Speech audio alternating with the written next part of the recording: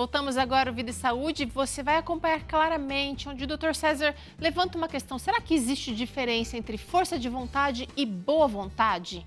Bom, como que a gente consegue controlar ou consegue o autocontrole sobre aquilo que ainda nos domina? Você acompanha agora no Claramente com o psiquiatra Dr. César Vasconcelos.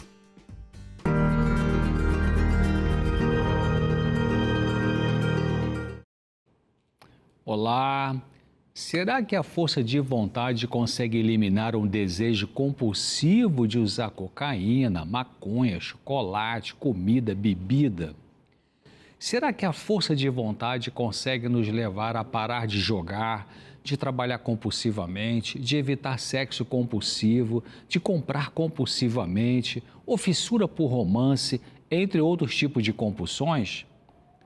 Existe uma diferença entre força de vontade e boa vontade. Ambas dependem de você.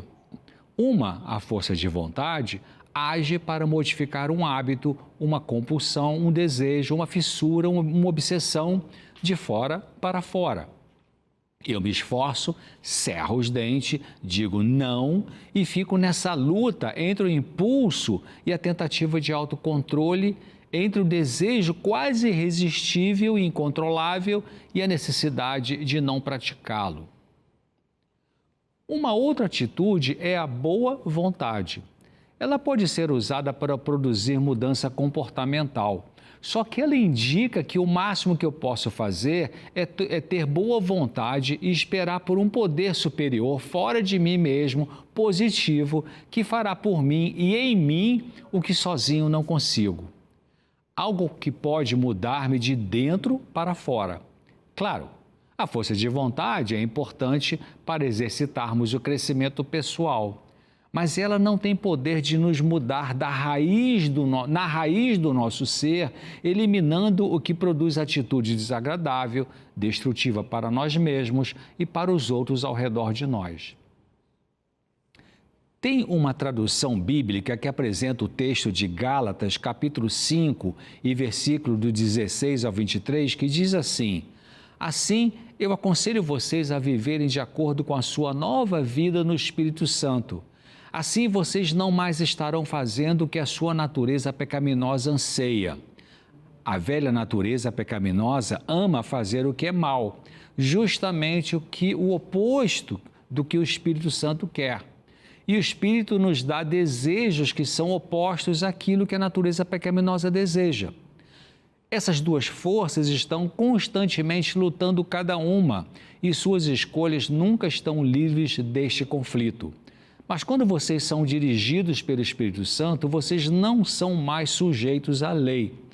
Quando vocês seguem os desejos da sua natureza pecaminosa, suas vidas produziram os seguintes maus resultados: imoralidade sexual, pensamentos impuros, avidez por prazeres luxuosos, idolatria, participação em atividades demoníacas, hostilidade, brigas, ciúme, explosões de raiva, ambição egoísta, divisões, o sentimento de que cada um está errado, exceto aqueles do seu pequeno grupo, vaidade, bebedice, orgia e outros tipos de pecados. Deixa-me dizer novamente, como fiz antes, que ninguém vivendo esse tipo de vida herdará o reino de Deus. Mas quando o Espírito Santo controla nossas vidas, ele produzirá essa espécie de frutos em nós: amor, alegria, paz, paciência, generosidade, bondade, fé, amabilidade e autocontrole. Aqui não há nenhum conflito com a lei de Deus. Que coisa maravilhosa é essa terapia divina, operada pelo Espírito Santo quando nos submetemos a Ele, não é mesmo? Ele quer nos conduzir para a recuperação de algo em nossa vida, em nosso caráter. O que é recuperação? Recuperação emocional pode ser definida como o processo de vencermos os efeitos negativos de nossa educação ou criação. É o processo de você se tornar uma pessoa que se relaciona consigo mesmo, com os outros e com Deus de uma forma cada vez melhor, mais afetiva, não invasiva e não se deixando ser invadido.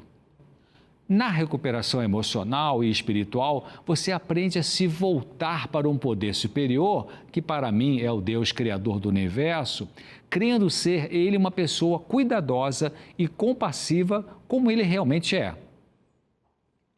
Recuperação envolve o ser todo, o físico, o emocional, o comportamental, o social, o espiritual.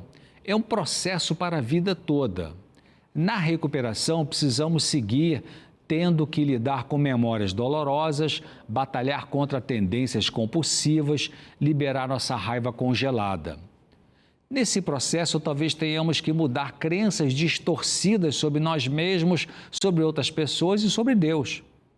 Vamos sendo ajudados a funcionar melhor como pessoa, a agir com a gente mesmo e com os outros de uma maneira mais madura e que envolve compaixão, perdão, empatia, paciência, não julgamento e aceitação.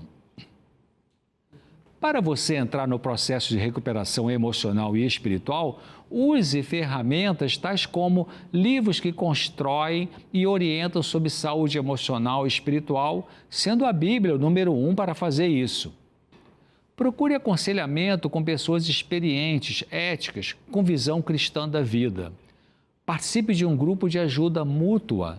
Use mais tempo em orações, tendo boa consciência do que você fala para Deus e deixando que Ele te fale também, escutando ao invés de só falar.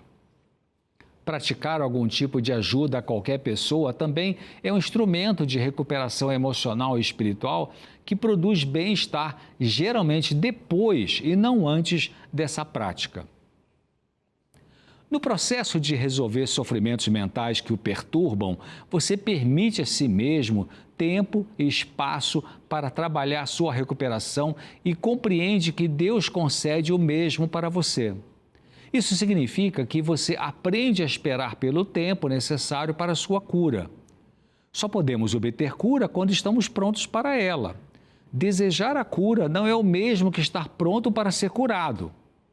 Importante também é você dar prioridade à sua recuperação, o que tem que ver com ela, porque você entende que isso é vital. Então, você vai fazer esforços para ler aquele livro que oferece psicoeducação, não faltará a reunião do seu grupo de ajuda, o grupo de apoio que você está participando, ou seja, você vai fazer a sua parte com determinação.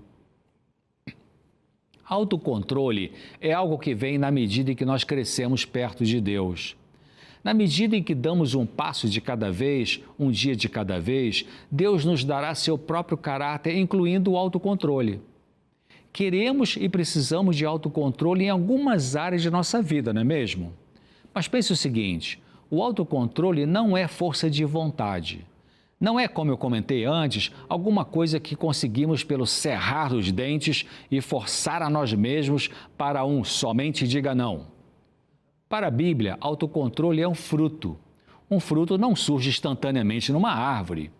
Na medida em que a árvore cresce e as estações passam, o fruto desenvolve-se naturalmente. Ao você continuar a seguir a orientação de Deus, dando um passo de cada vez, seu autocontrole vai crescer gradualmente. A sua tarefa é manter a conexão com Deus Criador. Passo a passo, o Espírito Santo produz o fruto do autocontrole em nossa vida ao ativamente, cada dia, buscarmos esse Deus terapeuta. Então, faça isso. Você tem essa escolha de procurar esse Deus. Você pode acreditar nele, você pode pedir a ele até para aumentar o seu crer nele, né? E mantenha esse relacionamento pela oração, pelo estudo da palavra de Deus, medite no que está escrito ali e tenha a mente aberta para você deixar Deus falar algumas coisas, trazer algumas informações para você, né? Deus vai usar o grupo de apoio para te ajudar, vai usar uma pessoa ética para te ajudar, Ele vai usar o que Ele achar que para você vai funcionar. Então, é isso que eu queria compartilhar com você hoje. Te espero aqui no próximo Claramente, se Deus quiser. Até lá.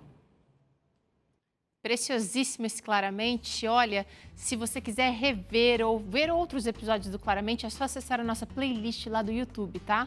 O endereço você já sabe, né? youtube.com/Vida e Saúde NT. A gente pausa agora para o intervalo, rapidinho, na volta você aprende esse tutu de feijão. Não sai daí não que a gente já volta.